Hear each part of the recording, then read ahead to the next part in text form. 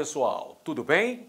Um grande abraço para você ligado aqui no LAC Concursos. Pois é, moçada, Edenilson Moraes está na área e se derrubar é pênalti. E a gente vai continuar o nosso processo pedagógico para deixar você muito bem qualificado, para deixar você competitivo para este concurso.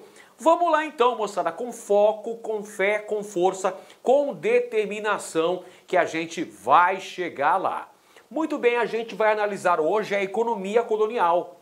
Durante esta aula faremos uma abordagem das principais características da economia colonial da América Portuguesa ao longo dos séculos XVI, XVII e XVIII. Falaremos, por exemplo, sobre a plantation açucareira, falaremos também sobre a economia mineradora e as demais atividades econômicas que potencializaram a exploração mercantilista feita por Portugal nestas terras.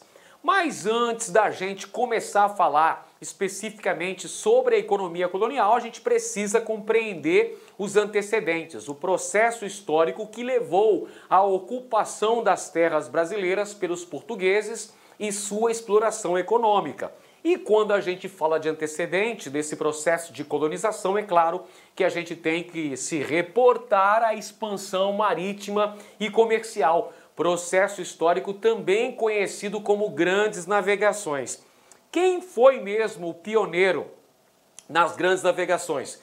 Foram os portugueses, por uma série de fatores: centralização política precoce, apoio da burguesia mercantil, ausência de guerras, posição geográfica favorável, uma série de fatores contribuíram para que Portugal fosse o pioneiro das grandes navegações. Na procura de novas rotas de comércio, o grande interesse de Portugal era encontrar uma nova rota que os levasse até as Índias. O comércio das especiarias, as especiarias, os temperos, os condimentos que eram encontrados lá nas Índias. Pimenta do reino, cravo, noz moscada, gengibre, entre outros importantes produtos, e aí que tinham um grande mercado lá no continente europeu. Então os portugueses vão lançar a mão do chamado périplo africano, que consistia em contornar o litoral africano para chegar até as Índias. E nesse périplo africano, os portugueses foram instalando uma série de feitorias ao longo do litoral do continente africano. E nessas feitorias, que eram verdadeiros entrepostos comerciais, eles passam a explorar ouro, marfim e também o tráfico negreiro. Vale dizer que os espanhóis, que saíram atrasados aí na corrida, nessa expansão marítima, alcançaram resultados mais expressivos antes dos portugueses, porque em 1492, Cristóvão Colombo, navegante genovês, a serviço da Espanha, chegou à ilha de Guanahani, na América Central. Esse fato representa o chamado descobrimento da América, na verdade a conquista do Novo Mundo pelos espanhóis, o que por sua vez criou um entrevero, uma disputa envolvendo as duas coroas ibéricas, Espanha e Portugal, pela posse desses novos territórios. Essa disputa começou a ser solucionada através da assinatura de tratados de limites. E o principal desses tratados foi aquele assinado em 1494, na cidadezinha espanhola de Tordesilhas. Esse é o famoso Tratado de Tordesilhas, que dividia o mundo, dividia as terras descobertas e por descobrir entre as duas nações ibéricas, Portugal e Espanha. Foi traçada uma linha imaginária a 370 léguas a oeste da ilha de Cabo Verde. O que estava a leste da linha de Tordesilhas pertenceria a Portugal. O que estava a oeste de Tordesilhas cabia à Espanha. E aí nós temos na sequência as conquistas portuguesas. 1498 é a chegada de Vasco da Gama a Calicut, na Índia, numa expedição extremamente lucrativa para a coroa portuguesa. 2 anos mais tarde, um outro navegante português chamado Pedro Álvares Cabral aportou no litoral do território que seria posteriormente conhecido como Bahia. Essa é a chegada dos portugueses ao território brasileiro, a esquadra cabralina, 22 de abril de 1500, chegando no litoral brasileiro, no litoral do território que seria posteriormente conhecido como Brasil. E quem faz o registro da descoberta é o escrivão-mor da esquadra de Cabral, Pero Vaz de Caminha, a famosa Carta de Caminha, relatando todos os principais acontecimentos ao longo da viagem de Cabral até chegar ao Novo Mundo, até empreender a conquista portuguesa, a celebração da primeira missa no Brasil pelo Frei Henrique de Coimbra e tudo mais. Essa carta foi remetida para o rei de Portugal, Dom Manuel o Venturoso, olha só. E nessa carta, Pero Vaz de Caminha relata tudo aquilo que os portugueses encontraram nos primeiros contatos com os povos nativos desse território, os denominados indígenas. Pero Vaz de Caminha, nessa carta, não vai evidenciar a existência de ouro, de prata, de pedras preciosas. Ele vai dizer que é uma natureza bela, que existem potencialidades de exploração econômica, mas ele não vai relatar aquilo que o rei de Portugal queria ouvir, da existência em grande quantidade de riquezas minerais. Por essa razão, senhoras e senhores, os primeiros anos da presença portuguesa em território brasileiro vão ser marcados por um certo desinteresse. É isso mesmo. De 1500 até 1530, teremos uma fase em que Portugal meio que vai deixar o Brasil para escanteio, o Brasil vai ficar meio de lado. Por quê? Porque o foco, o interesse português nesse primeiro momento se concentrava no lucrativo comércio das especiarias orientais. Onde é que estavam as especiarias mesmo? Estavam nas Índias.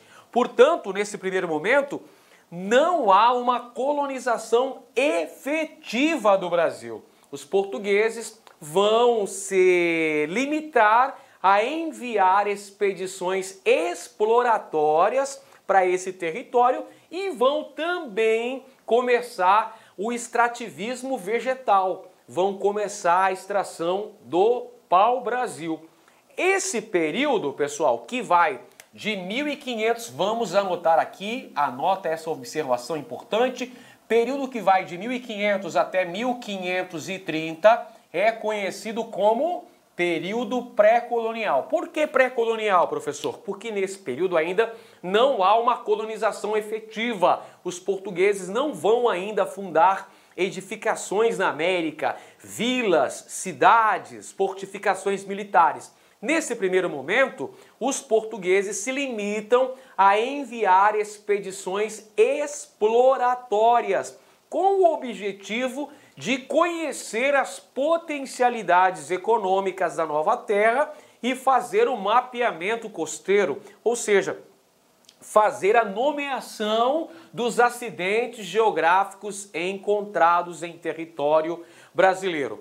E aí, nessas investigações econômicas, os portugueses vão se deparar com a existência em grande quantidade da madeira do pau-brasil, do Ibirapitanga dos indígenas. Pois é, vai começar a exploração do pau-brasil, que vai se dar com as seguintes características. Escambo. O que é o escambo, professor? Está aqui na imagem para você ver. Olha aqui o português aportando no Brasil, entregando um espelho para o indígena. Essa é a famosa relação de escambo, é uma relação de troca, na medida em que o indígena iria trabalhar para o português. Presta bem atenção, não é? É um trabalho, é uma atividade livre, é uma atividade remunerada, na medida em que o indígena recebe uma bonificação pelo seu trabalho. Que bonificação é essa? São os presentes, são as quinquilharias, as bugigangas que os indígenas recebem dos portugueses.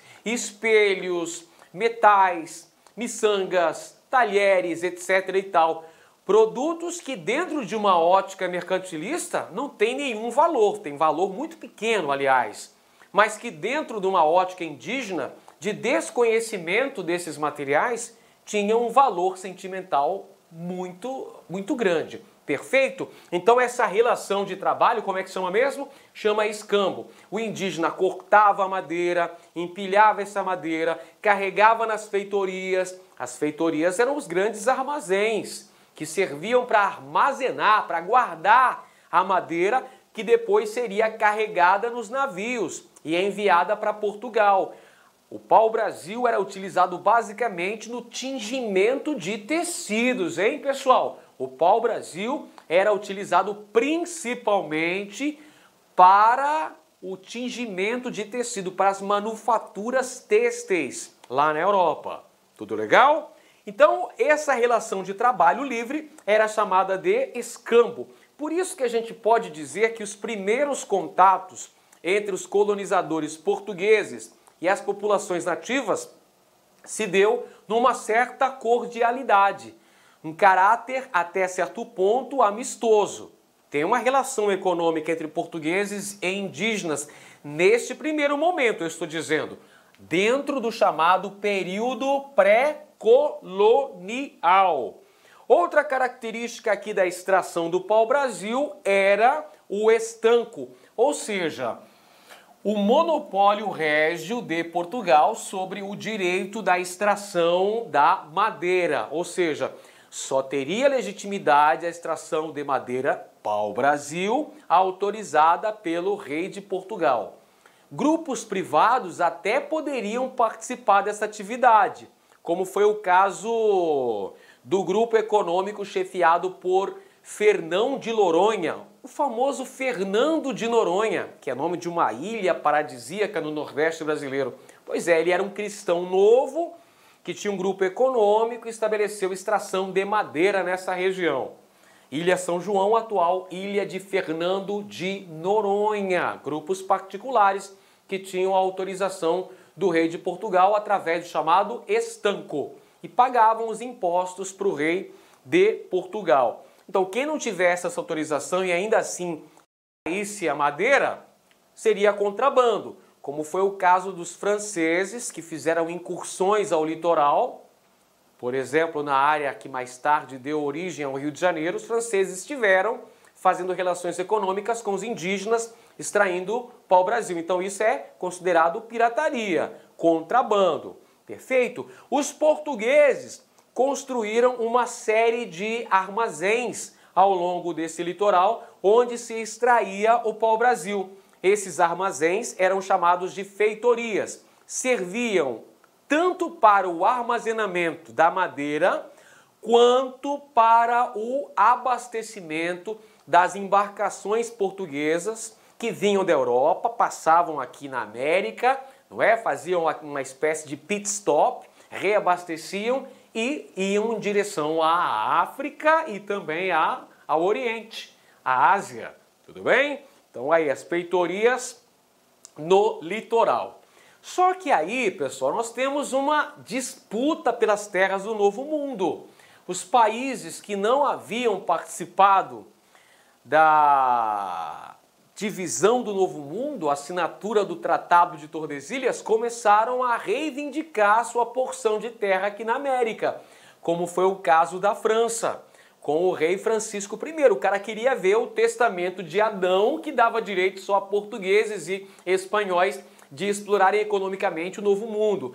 Portanto, os franceses começam a fazer incursões ao litoral do Novo Mundo, vão atacar no litoral brasileiro e vão fazer relações comerciais com os povos indígenas, vão fazer contrabando do pau-brasil. Isso começa a prejudicar os interesses de Portugal, que vai, por sua vez, dar início a um processo de policiamento do litoral brasileiro, enviando as expedições guarda-costas. Olha só, os portugueses tentam aí proteger as costas brasileiras, enviando expedições que deveriam patrulhar onde? O litoral brasileiro. Só que o litoral brasileiro, como os senhores bem sabem, é bastante extenso. os portugueses não conseguiam de maneira eficaz policiar todo esse litoral. Então o contrabando continuava a existir.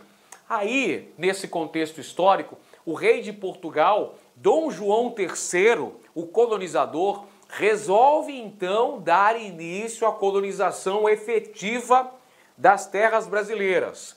Ocupar para não perder. Isso é o que falava o rei de Portugal, Dom João III. Ocupar para não perder. Por que essa expressão, professor?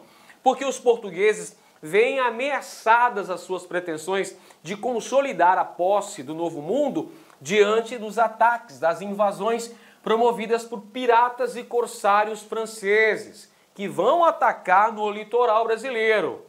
Outro fator que faz com que Portugal dê mais atenção para a América portuguesa, no caso o nosso Brasil, é o fato de o comércio das especiarias orientais começar a declinar, começar a perder importância, porque as viagens para o Oriente, pessoal, eram muito caras, eram dispendiosas demais, e eram muito longas essas viagens, e começam a aparecer concorrentes a Portugal no mercado europeu. Sendo assim, Portugal vê na exploração econômica do Novo Mundo, na colonização brasileira, uma possibilidade de melhorar as suas condições financeiras, de dar um crescimento em sua economia. Por essa razão que no ano de 1530, o rei de Portugal envia para o Brasil a expedição colonizadora chefiada pelo nobre Martim Afonso de Souza, que chega ao Brasil em 1531, já com a missão de policiar o território, combater os piratas franceses, fundar vilas, trazer colonos, incentivar a produção de cana-de-açúcar nesse território. No ano de 1532 é fundada a primeira vila do Brasil, Vila de São Vicente, no litoral de São Paulo, fundada por Martim Afonso de Souza. E o primeiro órgão de poder criado pelos portugueses em terras brasileiras foi justamente a Câmara Municipal. As famosas câmaras municipais foram criadas lá em 1532, quando da criação, da fundação da primeira vila brasileira, a Vila de São Vicente. Nas câmaras municipais atuavam os chamados homens bons. Os homens bons eram os ricos proprietários de terra que vão ser responsáveis pela organização do poder local, poder na esfera das vilas.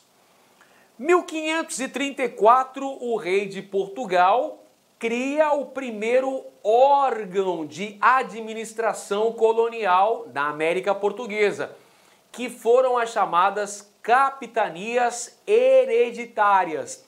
Grandes lotes de terra, aliás, lotes de terra de tamanhos variados, que iam do litoral até o meridiano de Tordesilhas. E essas capitanias foram entregues a membros da pequena nobreza, foram entregues a membros da nobreza de Portugal, os chamados fidalgos. Fidalgos portugueses que recebiam essa concessão do rei de Portugal com a missão de colonizar, com a missão de progredir economicamente as terras da América Portuguesa.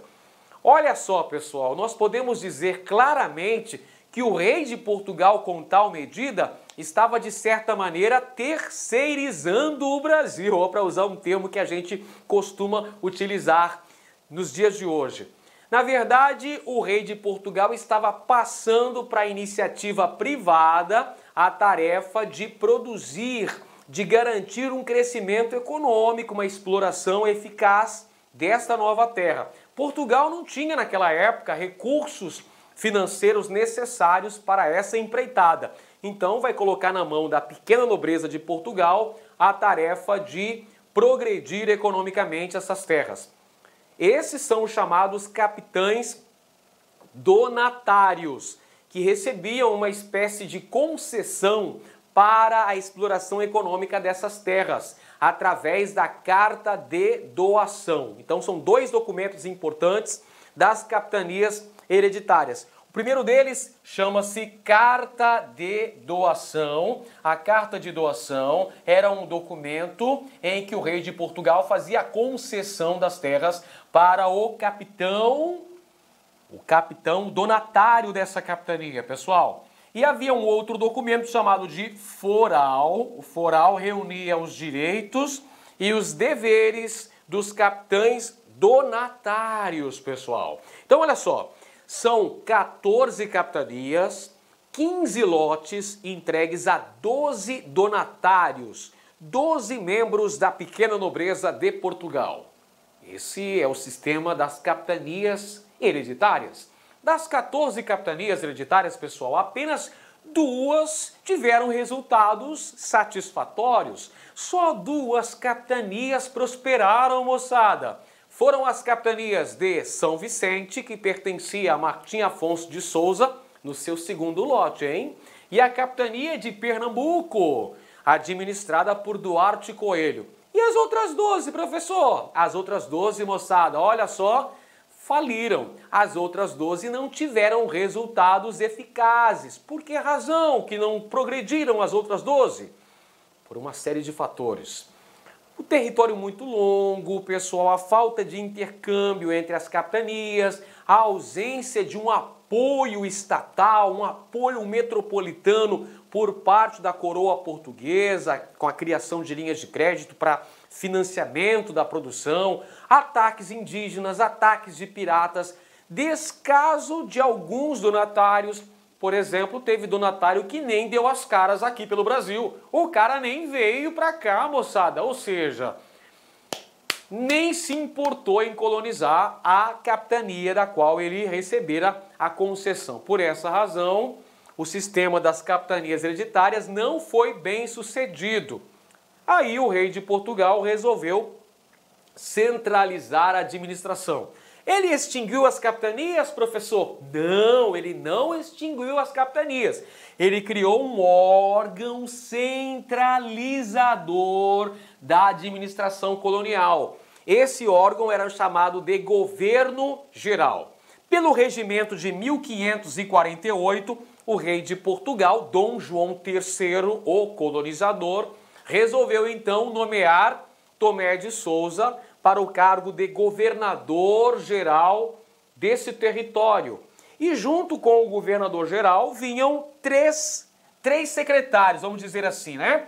3 funcionários da burocracia estatal portuguesa. O provedor-mor, responsável pelas finanças, olha aí. O ouvidor-mor, responsável pela justiça. E o capitão-mor, que tinha a incumbência de promover a segurança, a defesa do território. Os 3 primeiros governadores gerais, anota aí, Tomé de Souza, que trouxe os padres jesuítas, trouxe colonos, incentivou o cultivo de cana-de-açúcar, instalou o primeiro bispado do Brasil, pessoal, trazendo Pero Fernandes Sardinha, o primeiro bispo do Brasil. E olha só outra característica importante do Tomé de Souza. Em 1549 fundou Salvador, na capitania da Bahia, meu rei. Na Bahia de Todos os Santos, fundada Salvador para ser a sede administrativa colonial. A primeira capital do Brasil, Salvador, fundada, portanto, em 1549 por Tomé de Souza, o primeiro governador-geral do Brasil.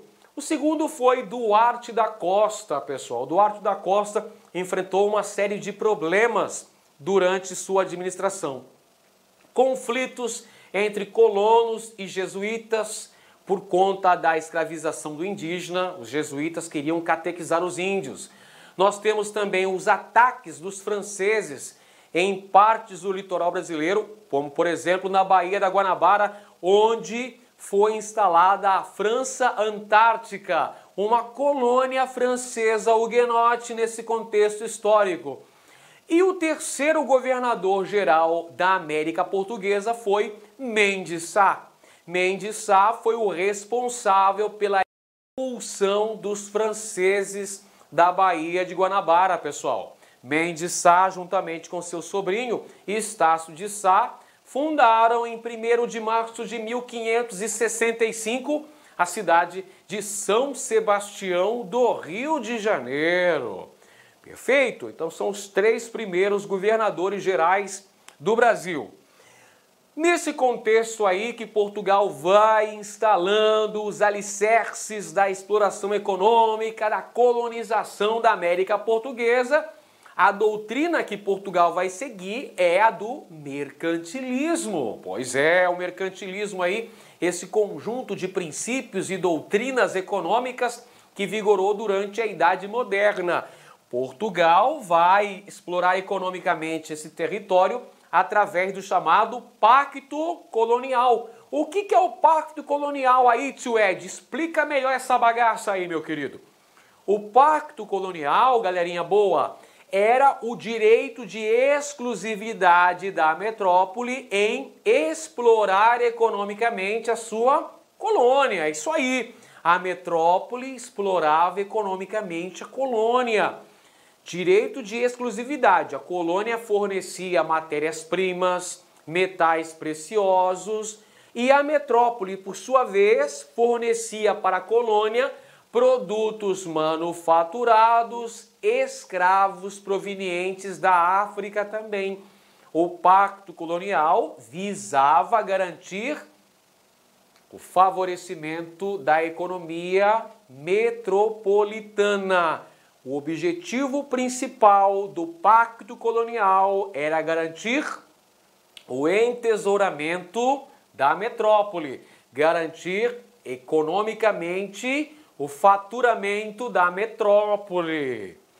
Bom, nesse contexto aí, pessoal, a primeira grande atividade econômica desenvolvida pelos portugueses em terras brasileiras foi o cultivo de cana-de-açúcar. Aí você pode vir aqui e se perguntar assim, mas vem cá, professor, pelo amor de Deus, conte-me tudo, não me esconda nada. Por que é que os portugueses escolheram justamente a cana-de-açúcar para ser o produto principal da sua economia, da exploração econômica do Brasil? Quais são os fatores que os lusitanos levaram em consideração? Gente, é claro que essa não foi uma escolha fortuita. É lógico que os portugueses não escolheram no palitinho isso aí, não. Os portugueses, claro que fizeram uma pesquisa de mercado e consideraram qual seria o produto, o gênero agrícola que deveria sustentar a exploração econômica da América Portuguesa. E aí eles encontram justamente o açúcar como o produto, o carro-chefe, o produto principal, o top de linha da exportação para a Europa. Por que razões? Por causa da alta lucratividade. O açúcar é um produto muito apreciado no mercado europeu. Tinha um grande mercado consumidor ávido para comprar açúcar, para consumir o açúcar. Criou-se aí a necessidade, a demanda pelo açúcar no continente europeu, pessoal. Tem o fator também que os holandeses financiavam a produção. É isso aí, os holandeses vão participar como parceiros econômicos dos portugueses. Os holandeses financiavam a produção, eram responsáveis também pelo transporte, refino e distribuição do produto na Europa. Além disso, os portugueses, como eu sempre digo, não eram marinheiros de primeira viagem. Os portugueses já tinham know-how, já tinham expertise na exploração do açúcar. Eles já produziam açúcar, já cultivavam cana-de-açúcar em suas ilhas atlânticas, na Ilha da Madeira, na Ilha dos Açores, na Ilha de Cabo Verde, essas 3 ilhas portuguesas. Os nossos amigos lusitanos já cultivavam cana-de-açúcar, galera. Já tinham conhecimento pleno na produção de cana-de-açúcar, já possuíam experiência nessa atividade. Encontraram também aqui na América Portuguesa, no litoral da região nordeste do Brasil, condições propícias ao desenvolvimento dessa atividade. Olha que bacana! Solo fértil, solo do tipo massapê, da região da zona da mata nordestina, clima tropical úmido, pronto, galera, caiu a sopa no mel. Condições geográficas e geológicas favoráveis. Portugueses, ó, curtiram aí. Com essas condições tão favoráveis ao desenvolvimento, nós vamos ter então a empresa açucareira, os engenhos de cana-de-açúcar que vão se desenvolver, sobretudo na região Nordeste, e que vão ser utilizados principalmente como agente facilitador de povoamento, para gerar a criação dos arraiais, das vilas, das cidades. E quais são as características básicas dessa produção açucareira aí? Atenção, anota aí como características fundamentais. Esse eu quero que você escreva no seu caderno, porque pode ser o assunto cobrado pela banca, uma questão do seu concurso. E é claro que você vai matar essa. Você vai detonar no dia da prova. Características básicas da plantation açucareira no Brasil colonial. Latifúndio, ou seja, grandes extensões de terra. Professor, por que precisava de grandes extensões de terra? Amiguinho, a produção não era para o consumo interno, certo? A produção visava o mercado internacional. A produção visava a exportação. Pois é. Então precisava ser em grandes extensões de terra, os chamados latifúndios. Além disso, monocultura. Monocultura é o cultivo de um produto em larga escala. Claro, visava exportação, não é? Beleza. Então precisava plantar muita cana-de-açúcar. Utilizando-se para isso, olha lá, mão de obra escrava. Anota aí. Utilização de trabalho escravo. Inicialmente, o trabalho compulsório de indígenas e, posteriormente, o que passou a ser a mão de obra principal, utilização de mão de obra escrava de origem africana. Toda essa produção, o grosso dessa produção, se enviava para onde? Para a Europa, pessoal. Então, essa produção visava o mercado internacional. Então, anota aí características básicas, características fundamentais que você não pode esquecer. Não pode esquecer não, amigão.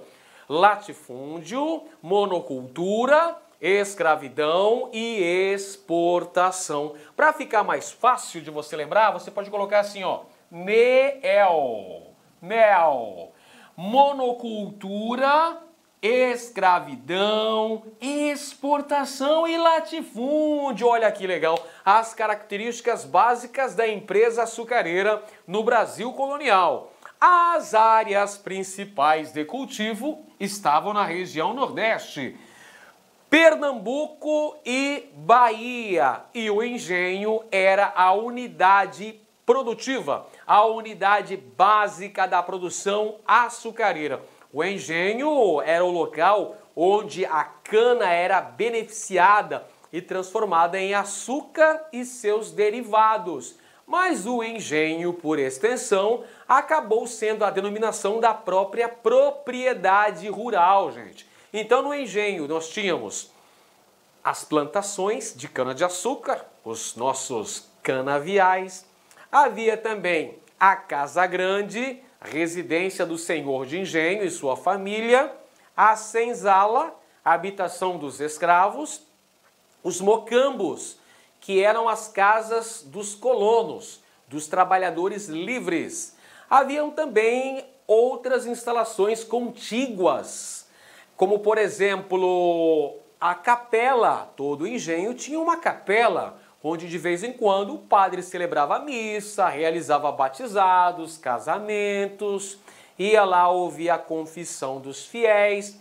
E existia o engenho propriamente dito, que era onde estava a casa de purgar, a caldeira, onde a cana era transformada em açúcar, em álcool, em rapadura, que é doce, mas não é mole não, e também na nossa boa e velha, na popular cachaça, aguardente, que inclusive a cachaça era uma moeda de troca utilizada no tráfico negreiro. Olha só que curiosidade interessante aí, pessoal. Bom, só que além da cana-de-açúcar cultivada na América Portuguesa, nós tínhamos outras atividades econômicas também que tinham uma certa relevância. Eram atividades complementares, atividades econômicas com a utilização de mão de obra livre, responsáveis por um dinamismo do comércio interno, garantindo dessa maneira o capital circulante na esfera colonial. E essas atividades eram, por exemplo, a criação de gado, além da agricultura de subsistência, o cultivo de tabaco e algodão e a exploração das drogas do sertão. Olha o mapa aqui para a gente compreender melhor esse processo, pessoal. As principais atividades econômicas desenvolvidas no período colonial brasileiro.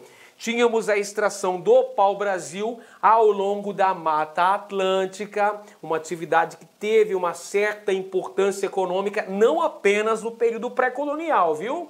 O pau-brasil continuou tendo uma relativa importância econômica em épocas posteriores, mas o principal produto desse contexto era a cana-de-açúcar, explorada também na região Nordeste, com destaque para Pernambuco e Bahia. A pecuária, vamos marcar aqui no mapa, desenvolveu-se ao longo do século 17, 18, em duas regiões básicas do Brasil. Aqui ao longo do Vale do Rio São Francisco, olha só, ao longo do Velho Chico, nessa região do sertão nordestino, desenvolvimento da pecuária, e também na porção sul do território, pessoal. Na porção sul, né, atual Rio Grande do Sul, tivemos o desenvolvimento aqui nas missões jesuíticas, também a criação de gado. Além disso, temos também o cultivo de tabaco, que, como dissemos, além da aguardente, o tabaco